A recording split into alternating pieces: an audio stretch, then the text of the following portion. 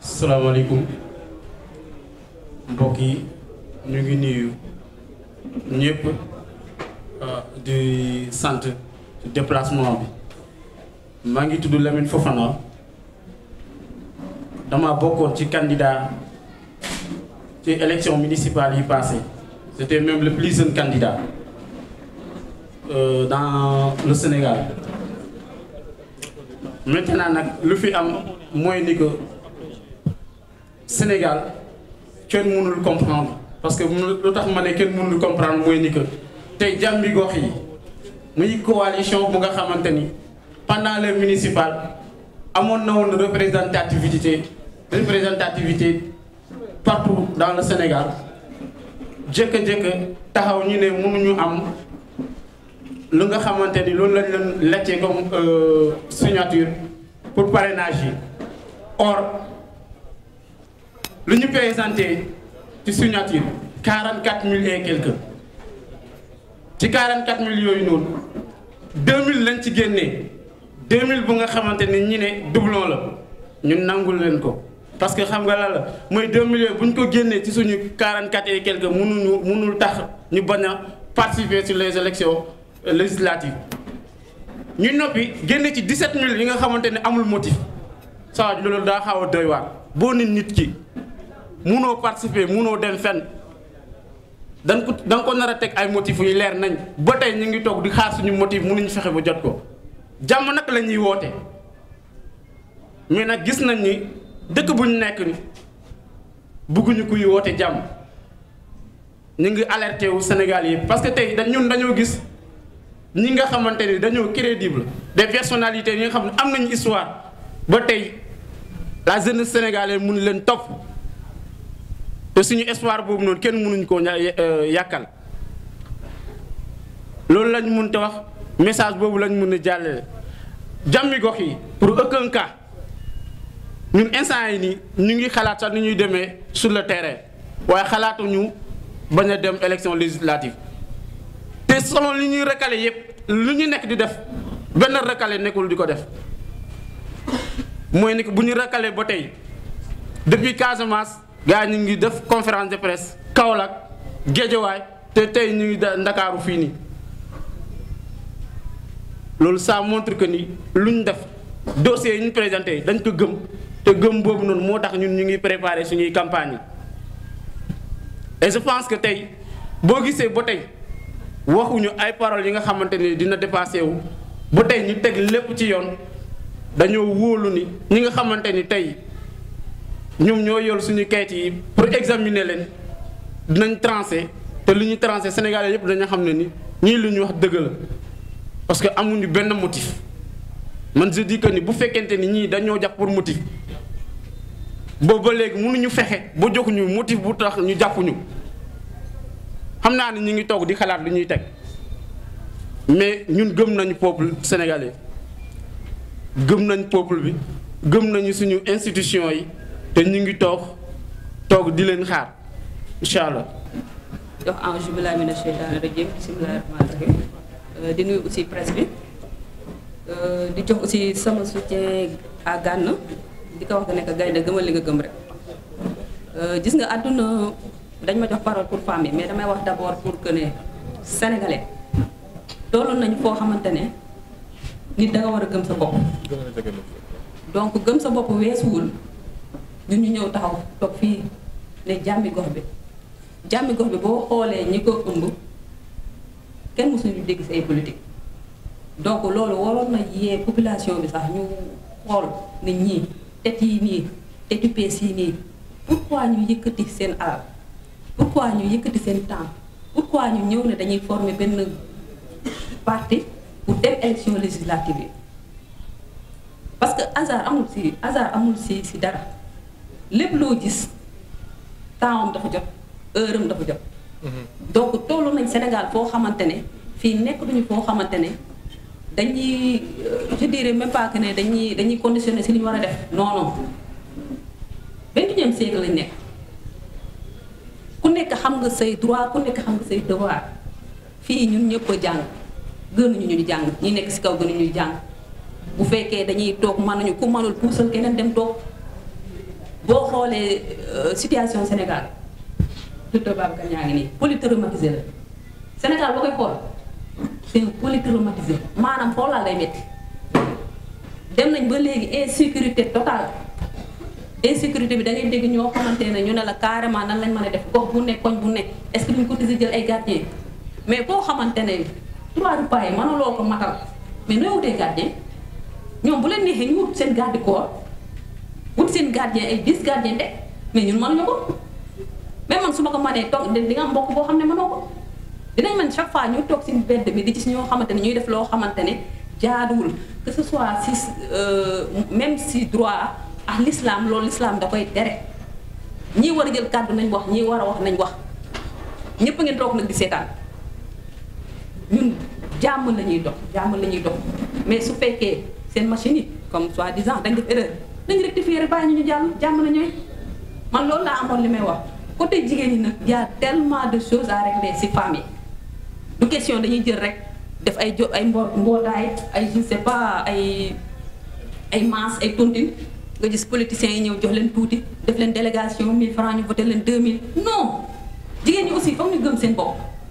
gëm sa bopp weesul bu ñu ñëwee si regroupement yi tontine yooyu bu ñu leen bëggee utiliser dañ leen di utiliser ñëw jox leen seen 5000 francs wala ñëw jox leen dara ngeen voté leen boo lëggee seen conditions yi ngeen koy dundaat di ko dund si seen néegu sëy yi feneen ak feneen mais violence conjugale bi yeneen ak yeneen fi boo waxee ñu ne jigéen ñi waruñu wax jigéen ñi waruñu jox pourquoi kan nga gis muy défendre yenn intérêt pour jigéen amul donc dañ toll dëkk boo xamante ne lépp war a changer lépp war a changer ça ne veut pas dire que ne suñu culture dañ koy perdre ça ne veut pas dire que ne lépp loo gëm que ce soit religion da nga koy perdre non il faut savoir dire non à un certain moment en tout cas c'est tout ce que j'avais à dire par rapport à wàllu. jërë ngeen jëf bon maa ngi nuyu ñëpp di sant ñëpp di remercier presse bi conférence de presse la ñu def yéen yéen a yor affaire bi yëpp te yàgg ngeen ko yor depuis Sénégal di avancer muy bouger c'est grâce à vous la presse li ngeen di jële fii tey daw yóbbu ko dans tous les foyers au fin du Sénégal à l'international ça vraiment maa leen di remercier di leen sant te xam naa combat bi ngeen def pour chaque journaliste existe aujourd'hui se déplacer venir là pour un combat du pays sant rek lañ leen war a def donc conférence de presse la vraiment yéen waa conférence de presse yéen journalistes yi tey yéen la ñuy remercier remercier waat beneen journaliste bu nekk ci ñun muy Fadel Barro qui s'est très bien battu qui a beaucoup changé dans ce pays là bu ñu amee deux changements de gouvernement de présidence le dernier bon ils étaient là donc voilà ñeneen ñi tamit dans leur politique muy monsieur Badiane à Thiès muy monsieur Ndiaye à Parcelles Assainies muy waa Gouloumbou debout seen association bi avec Olivier ñaa ngi leen di remercier jigéen ñi ci ginnaaw ñu ngi ci kanam man ñoom laay gis parce que ñun ñëpp ci jigéen lañu jógee donc dëkk bi dañ ko defandoo ñun ñëpp góor ak jigéen ñu jàppante ñu avancé léegi nag li may gën a wax ci population bi ñëwuma pour ŋàññe kenn remercier encore la population gis nañu léegi seen taxawaay gis nañu seen réflexion dernier municipal yi amul lu ñu gisul ñu yor xaalis ñu yor pouvoir ñu defe ne dara mënaluñ leen dara tegg ngeen leen population yéen lay waxal tegg ngeen leen ndànk teg leen de côté yéen a ëpp tribunal yéen a ëpp lépp yéen a ëpp hôpitaux yi même hôpitaux yi li ci xew léegi bu ngeen waxul woon kenn du ko xam côté hôpitaux yooyu nag maa ngi fi 35 ans d'expérience bu ngeen bëggee demee santé bi dox maa ngi fi bu ngeen bëggee faju bu baax maa ngi fi ci jàmmu yaram bi jàmmu yaram bi lay dolli ci jàmmu gox yi jàmmu gox ni ñu ko waxee du pour xeex du parce que guerre dafa am jàmm boo xam ne bien-être la bien-être muy nga gën a nekk sa yaram gën a nekk ci sa xel gën a am loo lekk gën a am foo dëkk loolu mooy jàmm boobu la ñu bëgg a tasaare ci biir Sénégal mu àgg partout kooku nag message boobu lañ leen di wax combat bi ñuy def tey pour se soulever contre quelque chose qui paraît injuste yéen a mën a juger yéen a wax ñu ngi leen di déglu yéen ay wax ñi nekk fële ci direction des élections ñu ngi leen di déglu bu ñu génnee ci mbedd bi ñu ngi leen di gis ñu ngi leen di déglu donc continuer leen wax justice bi ngeen ci xam association bu mel nii bu démarré wul même pas il y a 1 an bu demee ba ay chiffres mat ah kooku moom war na jaaxal ñëpp loolu moo leen jaaxal ba ñuy xool ñii ñan lañu mais sinon groupement bu mel nii boo xam ne waxuma la am nañu fayda mais mën nañu wax ne tuuti nañu mën nañu wax ne tey feeluñu feesuñu salle bi mais du salle bi lañu bëgg a feesal ñun li ñu bëgg a feesal mooy xelu Sénégalais yëpp te xelu Sénégalais yi du ñun ñoo koy feesal ñaar ñoom comprendre nañ dëkk bi tey suba buñ ko defaraatulee xaw ma fu ñu jëm mais ñun on compte sur ñoom mais recaler un jeune groupe recaler un jeune groupement comme ça qui est arrivé à faire le nombre de voix qu'il faut le déposer ñu bëgg ci dindi 17 000 voix ne voix yooyu baaxuñu bon loolu daal si seen loxo laa ko bàyyi maa ngi leen di sant yéen ñëpp maa ngi sant Sénégalais yëpp yéen a yor jugement bi bu ñu naree bokk ci élection yi yéen a koy décider incha allah ñu ngi topp seen ginnaaw jërë ngeen jëf. kër bi sur tey conférence de presse bi jànge nañ ci lu bëri te liñ ciy njëkk a jànge mooy coalition Jàmmi Gox yi par rapport à sa composition ñu ngi xamal ni du composition boo xamante ni ay politicienne ñoo fi nekk ñu yàgg a liggéeyal Sénégal gëm Sénégal ñoo bokk ci coalition Jàmmi Gox bi loolu nag bu ñu koy wax dàpp naa ni kenn mënul bàyyi ñu mel ni ñoom ñiy toog ci présidium bi ku xam Fadel Barro xam ni yàgg na xeexal Sénégal te alternance yi fi am joué na ci rôle boo xamante ni c'est des rôles très déterminants par rapport à l'éveil de confiance des jeunes tey boo gisee sax jeunesse yi gën a dugg ci combat politique wala combat citoyen jàpp naa ni moom rôle bu am solo la ci joué loolu moo tax ñu gëm ni coalition bi dafa war a dem assemblée nationale pour représenter la citoyenneté parce que assemblée nationale lañ fa gis c'est une assemblée nationale politique mooy mouvance présidentielle ak opposition mais ñan ñoo yor baatu askan bi en réalité ñan ñooy xeexal citoyen yi ñii dañuy xeexal opposition ñii di xeexal parti mouvance présidentielle mais et la population et les citoyens sénégalais loolu nag jàpp naa ni ñi nekk fii ci coalition bi mooy ñi nga xam ne véritablement ñoo yàgg a xeexal citoyens sénégalais di leen xeexal te faruñu fenn bu état defee lu baax ñu applaudir jàppale ko mais lépp lu ñu gis muy injustice wala lépp lu ñu gis muy loo xamante ni inéquité sociale la ñu xeex ko pour que képp koo xam citoyen Sénégal sa àq ak sa yelleef nga mën ko jot ñun nag moo tax waa Jàmmi Gox yi Dakar tey ñu organiser suñu conférence de presse pour xamal le président Macky Sall ak ñi nga xamante ni ñoo ànd ak moom ñu dénk leen élection yi nga xamal leen ni Jàmmi Gox yi day bokk ci élection yi tey nag dañoo lancé sax suñu campagne pour xamal leen ni dinañ dugg ci département Dakar dinañ dugg ci 46 départements yi nekk Sénégal yépp pour battre suñu campagne bokk ci élection législative yi ñu jëm parce que mënuñu admettre président de la république ak ñu àndal di tànn ñu war a dem ci élection yi ndax xam nañ ni élection yi Jàmmi Gox yi bu ci bokkee département yu bëri dina ko gagné te liste nationale bi aussi dinañ ci am ay député loolu nag mën na wàññi seen ay chance pour ñu am majorité absolue à l'Assemblée moo tax nag ñu ngi ñaan ñi nga xamante ni ay chefs religieux lañ nekk ci réew mi ñu àddu balaa ñuy atte ndax kat ñun jàmm la ñuy woote jàmm jooju moo tax bëgg ñu indi benn conflit kenn mësul dégg Jàmmi Gox yi ci ay xeex wala wax mooy déplacé waaye nag lu ñu bëgg mooy suñu àq ak suñu yelleef ñu delloo ñu ko parce que dañoo déposer ay parrains yu mat sëkk dem waxtaan ak askan bi ñu jox ñu ba ñu am luñ denc ku joxe ba am luñ denc est-ce que mën naa ñàkk matal ñoom nag bu ñu amee seen logiciel buy rejeté pour des raisons yoo xamante ni kenn mënu ko expliquer ñun dañoo jàpp ni élection yi dañ ci war a bokk te dinañ ci bokk dañuy jox nag Fadel mi nga xamante ni mooy tête de liste nationale bu coalition Jàmmi Gox yi mu revenir ci li nga xamante ni mooy Jàmmi Gox yi revenir un peu ci li nga xamante ni moom lañ bëgg a def ñu koy wax ni nag ñu ngi ci kanamam ñu ngi ci ginnaawam pour que élection législative yi Jàmmi Gox yi bokk ci. Je vous remercie de votre aimable attention. daal maa ngi nuyuwaat beneen yoon ñëpp ñi fi teew di leen wax ni jamono ju ñuy wax def conférence de presse bi suñu mandataire national monsieur Siré Diémé ñoom oo nañ ko ci direction générale des élections pour wax ak moom ci lan mooy lan la ñuy oowee autre motif dama jàpp ne nag ne boobu ba léegi ñu ngi leen di laaj lan lañ jublu lan moo undu autre motif tontu wuñ ñu jot nañ sax fort ci wewu bëy ne jotoon nañ ñeneen ñi nga xam ne rejeté woon nañ leen oo woon nañ leen ba wax leen lan moo taxoon ñu yooyee autre motif waaye ñun tey lañ ñu door a woo ci 16h jamono ji nga xam ne jàpp nañ suñu conférence de presse bi xamuñ lan la fa jëlee mais balaa ñu yegg ci foofu foog ma dellu si ci parce que monsieur ñun am nañu suñu mandataire national bi yàlla dafa def ni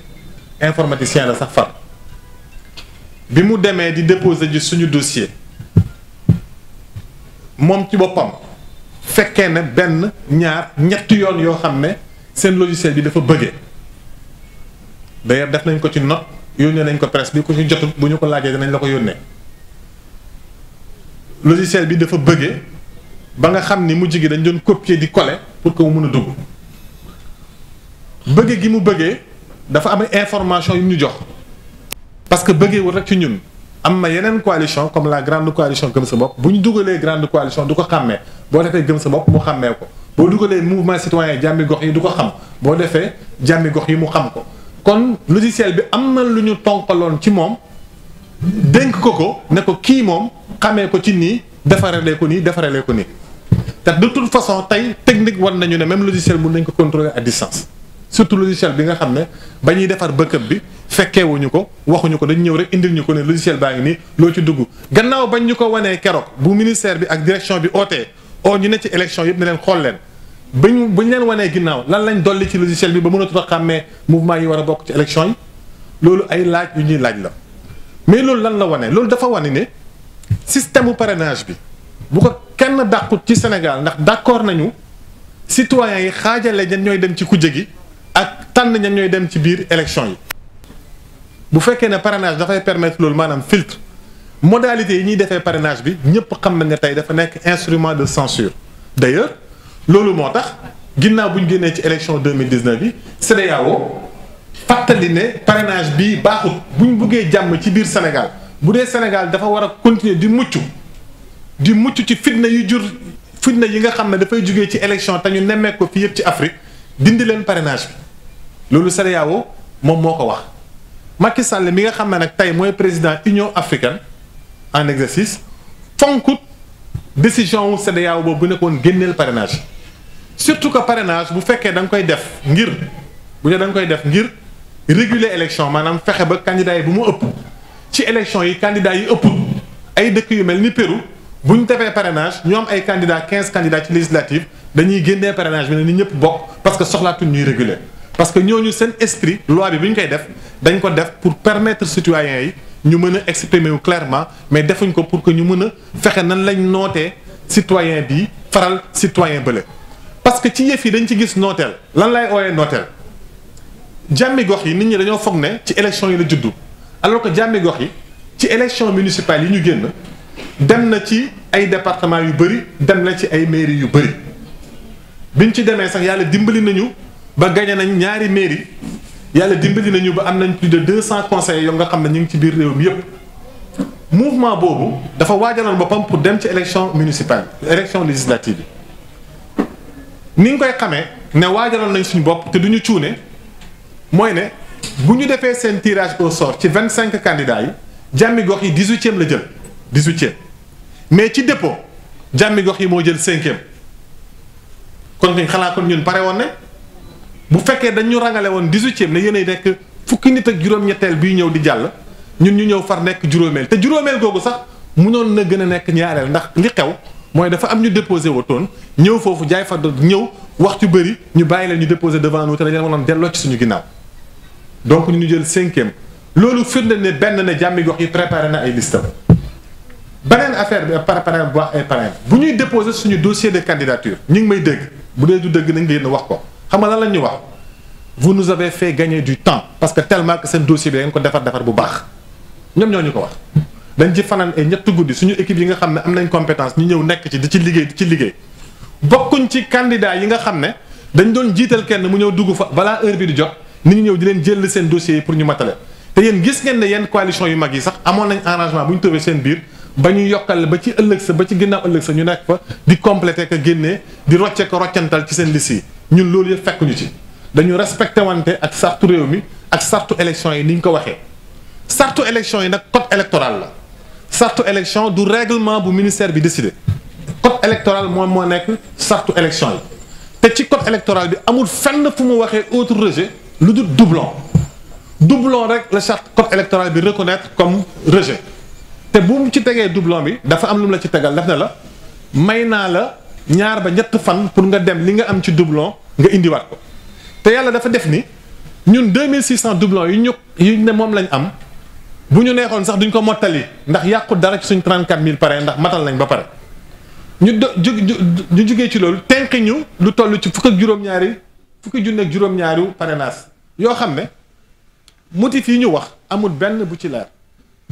loolu nag même bu amee bu fekkee dañu référé wu ci code électoral bi dañu waroon permettre ñu ñëw régulariser ko bu fekkee ne démocratie la bu fekkee ne dossier physique yu ñu fa présenté parce que boo indee parrainage da ngay indi dossier numérique indi dossier physique moo tax société civile bi nga xam ne ñi ngi ci biir élection ñi ngi ci biir commission ba ñoom dañoo wax ne lii kat pour que jàmm am pour que ñëpp ñu tolle leen ñëpp ñu yemaleen nañu jël nañ leen permettre ñii ñu dàq ci ay autres motifs ñu ñëw régulariser ko parce que loolu mooy tax élection yi mën a gën a ñoŋ waaye boobu ba léegi ñun faire nañ confiance cette société civile là ñoom mu Ndiaye Cissé ñu ngi ciy liggéey et j'espère que bu ñu demee ba ci tolloxtal nga danañu delloo suñu àq parce que 17000 yi ñu tenk ñun ñoo ko moom dañu bëgg a jaay injustice looloo waral tey ji ñu def suñu conférence de presse bi ne ñun xaaruñu danañ dox mbokk te danañu aussi xeex nooteel lu tax dox mbokk ak xeex nooteel dox mbokk gi pour ñun diagnostic la parce que ci biir Sénégal bépp jafe-jafe buy sénégalais di dund danañ ñëw doxanteeg yow ci jàmm moo xam da nga ko porter comme cause moo xam da nga koy subir danañ la fekk ci fi nga nekk xool lii lan la parce que ñun loolu lañ bëgg mu yegg assemblée nationale bu ko Macky Sall bëggut a dégg ci assemblée nationale bi ñu koy waxtaanee danañu fexe ba ñu waxtaanee ko ci réew mi ndax loolu kenn mënu ko bañ ci problème yooyu dama leen ciy citer les quelques-uns est-ce que Sénégal mën nañu nangu dëkk bu mel ni Goudomp département Goudomp fële ci Ziguinchor fële ci Casamance ci région de Sédhiou est-ce que xam ngeen ne lu ñuy wooyee ay plan PUDC ay électrification rurale yooyu yëpp amul benn lampe bu ñu fa taal ne ci PUDC la bokk amul benn rang-rang bu ñu fa def ne ci PUDC la bokk tali yu baax yi fa nekk jaar ci national bi américains yi ñoo ñu ko may foofa romb ñu naan merci le peuple américain gàcce la ci ñun. loolu moo tax jàmmi gox yi ne inéquité territoriale bi daf koy xeex te lii dañu bëgg mu yegg assemblée nationale ñu xam ni seen programme yi ñuy wax yépp dañ koy yemale ñoomi neen ci seen ñoñ ak ñi nga xam ne ñoo gën a fës ak doomu diw yi ak ñu ne diw a am barke ñu bàyyi askan bi nga xam ne mi ngi sonn di torox ñu fàtte leen ci suuf si. exemple boo demee Goudomp PUDC toqantuloo fa dara mais rombal tuuti Goudomp nga dem tuuti côté tey Kédougou am na benn mouvement bu fa nekk jotuñu sax ànd ak ñoom bokkuñu ñuy liggéey dañu mais ci suñu yeneen engagement ñu ngi liggéey ak ñoom est-ce que xam ngeen ne boo demee Kédougou tey suñu parc Niokolo-Koba bi nga xam ne moo doon téye ngelaw lu tàng li di téye poussière bi di tax ñun ñu mën a noyyi ba fii ci Dakar poussière bi ngeen gis Dakar léegi noor ak nawet Dakar di poussière kenn mënatu fi dund du rek dagg garab yi nekk côté Thiès de parce que Thiès àllu kaañ ba lépp dagg nañ garab yi mais boo demee fa nga xam ne fa la dëkk bi doon noyyee ci ñaaning bi balaa nga yegg sax Kédougou fii rek ci ginnaaw Saalum nga jëm côté Tamba dagg nañ garab yépp mais li gën a garaaw mooy ci parc Niokolo-Koba bi xam nga boo demee Kédougou dafa am fleuve Sénégal am fleuve Gambie moo tax Kédougou bu ñu ko toppatoowoon ni ñu ko waroon toppatoowee tey jii Sénégal gépp danañ ci mën a lekk mën nañ dundal Sénégal gépp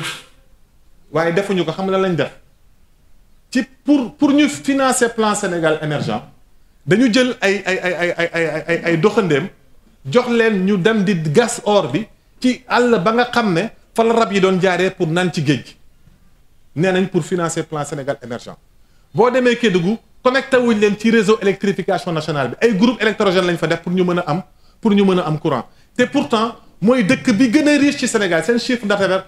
lu fay génn ci alal par at te ëpp na lu mat ay ñaar téeméeri milliards benn commune amu ko fi ci dëkk bi Dakar sax amu ko ndax lan parce que or baa ngi fa parce que ndox maa ngi fa parce que parc baa ngi fa te boo demee ci waa Kédougou amuñ lu ñu lekk amuñu lu ñu naan gisuñu ndox gisuñu courant loolu dafa mën a wëy ndax loolu dina indi jàmm lii moo waral lii nag lañ bëgg a dem waxtaanee biir assemblée nationale ñu ne du fi am demal tuuti ci injustice yi nga ñëw wàcc tuuti mënuma ci ñàkk dëkk sama bopp Kaolack boo wàccee Kaolack tey waxuma lan ñàkk ndox gi ñàkk ndox fu xandi ndox doon jaaree juróomi dërëm tey mi ngi fay jar 55 litres ndox mi ngi jar fukki dërëm naanatuñu waxuma ñàkk ndox mi waxuma salte bi waxuma ñàkk toppatoo gi ñàkk toppatoo dëkk bi nga xam ne mënoon na nekk carrefour économique bu Sénégal waaye boo demee ñiñ fal tey ak ñiñ fal ci seen conseils municipaux yi ñuy lëkkaloo ak waa nguur gi boulevard yi nga xam ne Valdiodio Ndiaye moo ko xàlloon parce que Valdiodio moom moo dessiné Kaolack moo ko xàlloon pour que xale yi ëllëg yi am fu ñu mun a jaar wala tali ëllëg yi mun fa jaar wala Kaolack bu waree am TER war a am tram ñun yooyu bëgg nañ ko bëgg nañ développer ñun tamit ñu jël suñu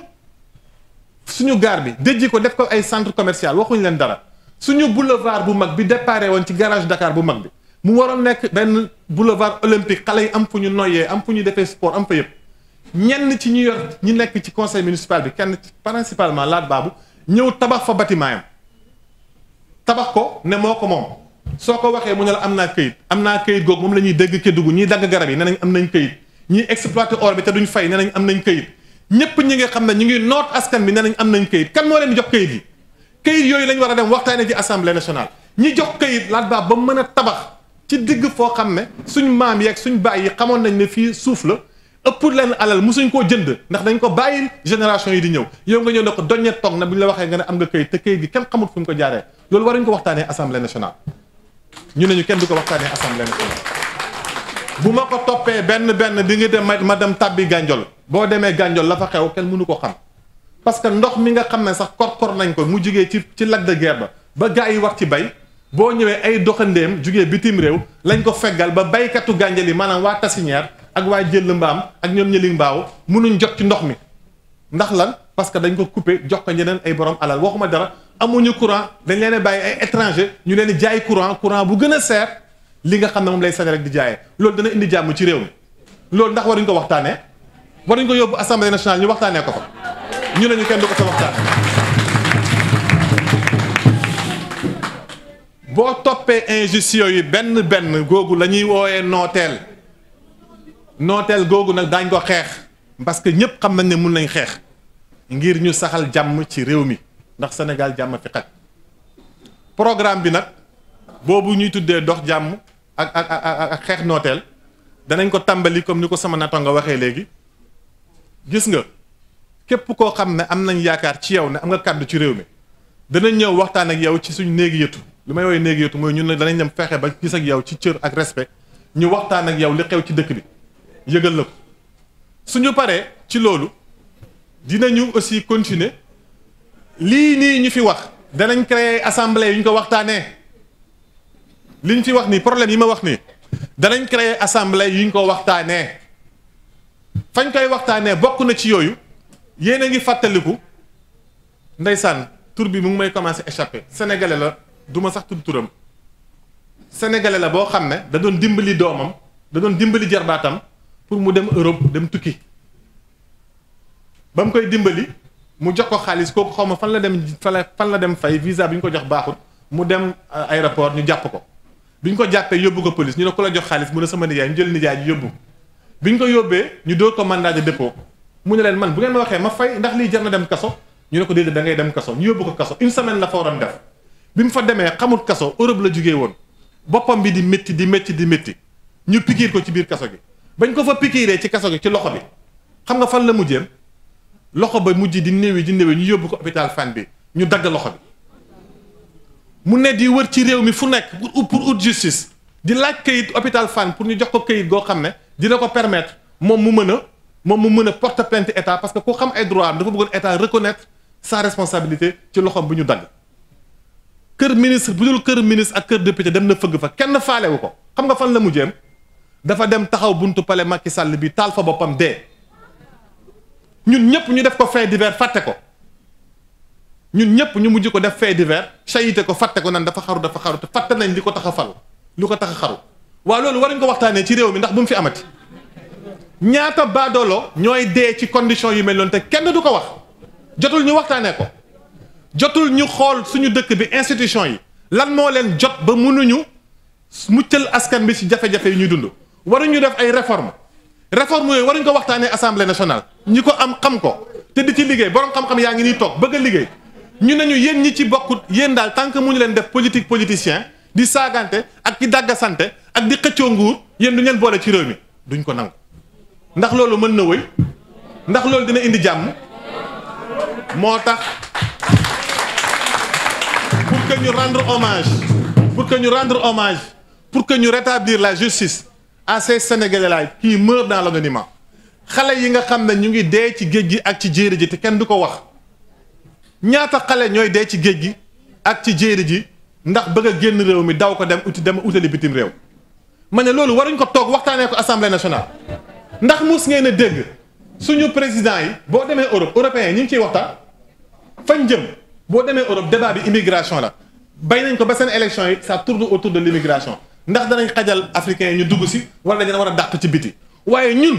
duñ toog wax suñu xale yi lan lañ leen di ubbil nan lañ leen di ubbilee tool yi naka lañ leen di utalee xam-xam naka la ñuy fexe bañ toog ci réew mi jëriñ réew mi ba buñ dem feneen ñu leen fay ŋàññee ak xarab loolu waruñ ko waxtaanee loolu lañ wax ne dañ koy waxee ci assemblée nationale ñu ne ñu du ngeen ko fi waxee buñ ko fa waxee danañ ko waxtaanee ci mbedd bi ba ñëpp dégg ko parce que nag assemblée moom assemblée la rek assemblée yi danañ ko créer fépp ci Sénégal bu fekkee nanguwuñ ñu waxtaanee ko ci assemblée nationale bi ñëpp bokk loolu mooy dox jàmm ak xeex nooteel mais lépp nag danañ ko def ci yar danañ ko def ci teggin danañ ko def ci xam-xam ndax danañ ci jiital borom xam-xam yi du yëfu ay politiciens yu dajaloo rek wax na ni déedéet danañ seeti borom xam-xam bu nekk ca la nga nekk ca la nga xam yaakaar ne boo ko indee ci réew mi dana jëriñ ñu dajale leen ñu toog waxtaanee yii ndax loolu nag waxoon naa leen ba may dem ca élection mairie ne leen li ñuy liggéey ak li ñuy def gagné mairie ak ñàkk a gagné mairie ci yem danañ ko dox danañ ko waxtaanee dañ uti ay partenaires ba dimbali suñu région bii di Kaolack waaye lañ bëgg a waxtaanee assemblée nationale bu ñu gañee parce que danañ dem bu ñu gañee wu it réew mi dañ cee bokk am fi kuréel te xam fi dara war a dajaloo nag waxtaanee réew mi kenn mënuñu ko teree xañ parce que assemblée nationale nag dañ ñu bëgg a nax rek ne voté loi la ak contrôler du rek voté loi contrôler waaw waaye waxtaanee nag jafe-jafe réew mi la ak ay solution ak ay saafara yu doomu réew mi am ñu waxtaanee ko pour ñu mën a génnee suñu réew ci guute gi mu nekk tey jii parce que nag ku ci sonn ñun dañ cee sonn ñu jàppee ñu rek ay africains yoo xam ne ñoom waruñoo lu nekk rek mérité nañ ko loolu lañ bëgg mu jeex fi comme ni ko Ndeye Fatou Dieng waxee léegi lu rëy ci nag bi xajut ci cin li te journalistes yi xam naa ne dañu am ay contraintes temps te dañu am ay si contraintes d'espace donc dañ koy yemale fii mais di leen wax ne ci fan yu néew incha allah di ngeen dañ leen yëgal étape par étape liggéey boobu nga xam ne bëgg nañ ko yëkkati nañ ko à partir de tey fan lañ ko jëmale du ñu bàyyi du ñu reculer du ñu dellu ginnaaw lii jàmm ci Macky Sall mooy mu delloo ñu suñu candidature ñu dem ci élection yi jongante comme ñëpp ndax loolu mooy jàmmi réew mi maa ngi leen wax toujours ne fa laa bëgg a daanelee élection consensus la consensus Abdou Diouf ba muy woote consensus 80 à partir du assassinat au médecin 93 ba ñuy am ay code consensuel vers 96 je crois su ma juumul ba dafa dajeel ay borom xam-xam dénk leen ko bu ñu paree mu jox ko kujje gi def ci lim ci bëggoon yokk bu ñu ko indilee def na du ma ci soppi virgule consensus boobu moo indi mbañ gàcce ci élection moo indi isoloir mooy mbañ gàcce moo indi encre indélébile moo indi aaya xumbaay rumbaay yi ci jour bu ñuy voté ngir bañ nit ñi di xeex ci seen biir jàmm jooju nga xam ne suñuy bàyyi dañ ñu ko bàyyee ak suñuy maam dañ ñu ko bàyyee ci Sénégal ndono la dañ ñu ko jox mu doon suñu ndono Macky Sall jot ci tey nañu ko delloo ci jàmm ndax bu fekkee dafa am beneen plan bu dul organiser élection normalement dama foog ne lu ciy fitna ci moom rek lay dal wax naa ko dinaa ko répété waat ab dëkk kenn du fa jëmbat jàmm nga ne dañ fa góob fitna boo fa bëggee góob fitna ci sa bopp rek lay dal Sénégal dëkk jàmm la Sénégal dëkk jàmm la mag nee na ma mandarga Sénégal mooy jàmm ku ko xam boo ko suux boo ko arrosé mu suuxat boo ko xamut boo fa bëggee def fitna mu dal sa kaw boo ko bëggee def fitna mu dal sa kaw doo ko fi waxee ak doo ko fi defee lu yee fitna ci àdduna looloo ko yee donc Macky Sall ak ñi mu àndal et je les interpelle ñoom ñëpp ñi laqatu ci ginnaaw Macky Sall nga xam ne di ko suxal pour que mu restreindre liberté yi pour que mu fexe ba démocratie bi gën a dellu ginnaaw ndax ñoom ñu garder seen pouvoir parce que dañ ci am ay bénéfices Macky Sall rek mooy responsable à la fin parce que l'histoire retiendra le nom de Macky Sall na ko xam histoire moom lay téye te it combat bi xeex bi ñuy xeex nooteel duñ ko yemale rek ci biir Sénégal su ma ko waxee mun nañ ma gëm ci bitim réew ak ci àdduna yépp amul benn assemblée boo xam ne ay doomu aadama nañ fa dajee di fa waxtaanee lii ci xew ci biir réew yi te ñun duñ fa yegg te duñ fa yeggalee suñu kaddu pour waxtaan ak ñoom yëgal leen lii Macky Sall ndax ci Sénégal loolu daal la ñu amoon lu ñuy annoncé tey ci conférence de presse maa ngi remercier ñëpp